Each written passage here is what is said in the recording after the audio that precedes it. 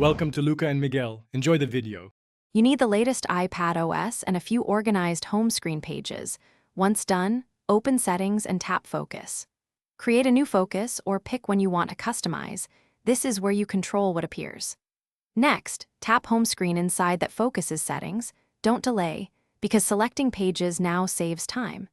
Make sure you know which page holds essential apps. Name pages clearly on the home screen so you can recognize them when selecting.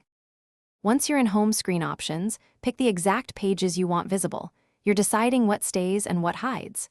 Then toggle Hide Notification Badges if you want cleaner icons. This removes distracting red dots, which is useful for deep work.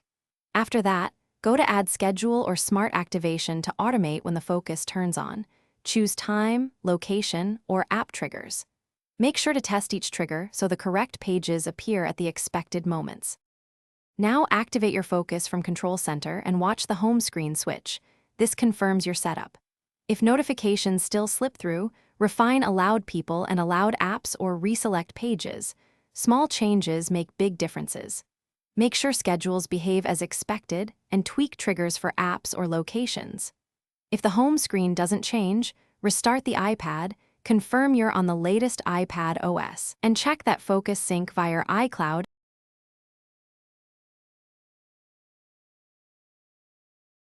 Thanks for watching and please subscribe. It's the best investment you'll ever make.